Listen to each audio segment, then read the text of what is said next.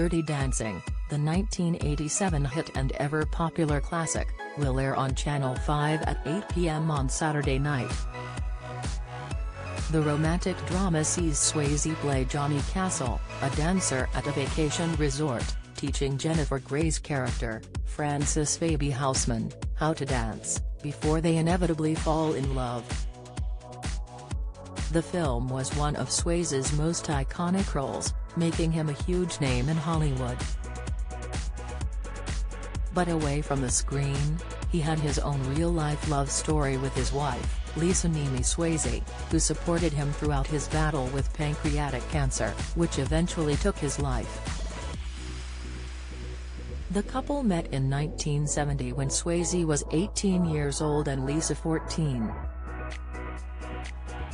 At the time, she was taking dance lessons from her future husband's mother. They married on June 12, 1975, and would remain together for 34 years until Swayze died aged 57 in 2009. Speaking to Entertainment Tonight after her husband, who she affectionately called Buddy, died, Lisa told the story of how dance brought them together. She said, "The first time Buddy and I danced together was at a school exhibition. We walked out on stage. I looked in his eyes, it was like everything came alive." In her 2011 book Worth Fighting For, Lisa spoke of the love and heartbreak the couple endured as he battled the disease which would eventually overcome him. She said watching her husband die was the worst thing in the world to go through, but also said it was miraculous that the actor lived as long as 22 months following his cancer diagnosis. She described tender moments, holding his hand, listening to music, sleeping with my arm around him. She wrote, "You spend every day fighting for that person's life. I know that he spent every day fighting for his own."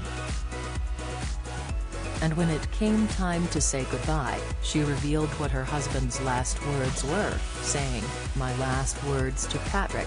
I love you," and those were his last words to me.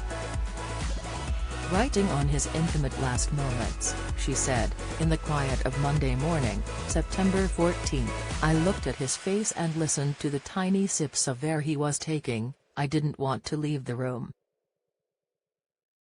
I was afraid that suddenly he'd be afraid. I lay back at Buddy's side, I held his hand and felt his pulse again.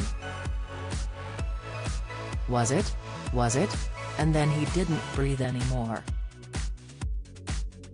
In the wake of her grief, she said, "When you lose someone, you never stop loving them, and I feel like I have a different relationship with him now. It's just, he's not physically present, you know what I mean? It's not just Swayze's wife who has fond memories of him, he was well known as a likable character by his co-stars too, even if one of his most famous on-screen romances had a rocky start." Earlier this month, Swayze's co-star in Dirty Dancing, Jennifer Grey, revealed how she was persuaded to do the film.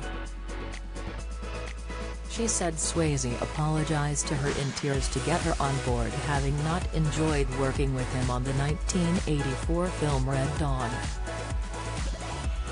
Appearing on The View last month, she said, "Patrick was playing pranks on me and everybody. He was late and the boss of everybody, and it was just, like, macho, and I just couldn't take it. I was just like, please, this guy, that's enough with him." When Grey refused to work with him on Dirty Dancing, Swayze tried to fix things. Grey continued, "He pulled me down the hall and said to me, 'I love you, and I'm so sorry. And I know you don't want me to do the movie.'" He got the tears in his eyes. "And I got the tears in my eyes, not for the same reason. I was like, oh, this guy's working me. And he goes, "We could kill it.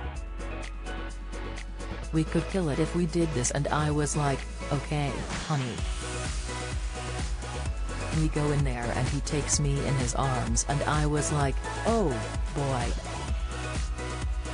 I'm done." There was no competition.